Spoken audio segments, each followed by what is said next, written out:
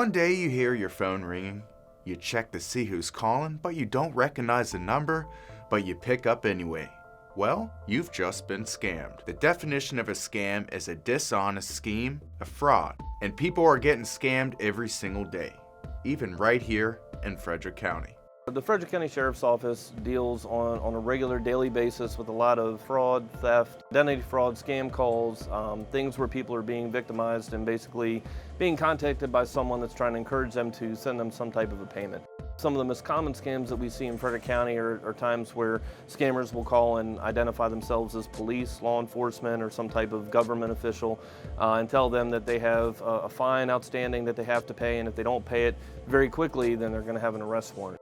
Everything is very emergent and time sensitive, and it's to try to get that individual to run to the store, buy gift cards, a green dot card, something of that nature, and send them money as quickly to avoid some type of a consequence.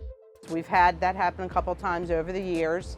Customers come in a panic, want gift cards, if it be Visas or American Express or Amazon's gift cards, to pay somebody off that they made a phone call or they got an email from. And we've had to, reach out to our local deputy and ask them to come in and step in. We've kind of denied sales because we don't like to do more than $500 on a gift card. So we try to deter it, as fast as we can and try to help the customer out. Our daily life is full of electronics, and that makes a perfect window of opportunity for scammers.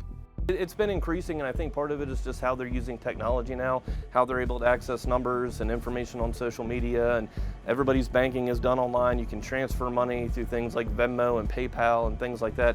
So the accessibility is just huge, and these people that are victimizing individuals, they don't have to show up, they don't have to be in person. They can literally just sit at home and contact hundreds of thousands of people a day. So who is more at risk for falling victim to scammers? So mostly it's our elderly community. I think the scammers think it's easier to get them in a panic mode, and they have a different sense of trust and probably on most occasions less familiarity with technology and things like that. They're more willing to come out and get this very quickly and try to resolve the issue as fast as they can. We had one probably like 2 years ago that I personally was involved with, an older lady and man. Some said it was from their grandchild that was in another state, that they were going to arrest their grandson, I think it was a grandson, if they didn't pay this warrant that was out on their grandson's, name. And she got, the grandparents were very upset about it, and we did reach out to the local deputy, and they came, they found out that it was a scam. They reached out to their grandson, which the grandparents never even thought to call, and asked their grandson if he was okay. If someone tries scamming you, don't fall for their tricks. There are ways to not get scammed. So the biggest thing is if you are contacted by somebody, whether it be by phone, by email, any means, and something doesn't sit right or it seems like a very big emergency, the main thing is don't panic, don't get yourself riled up and run out the door and make a rash decision. Think about it, think if it makes sense. Try to make contact with this business or company or anything firsthand by researching the number yourself. At the end of the day, contact law enforcement. And scammers, if you're watching this video, remember, the Frederick County Sheriff's Office won't let you get away that easy.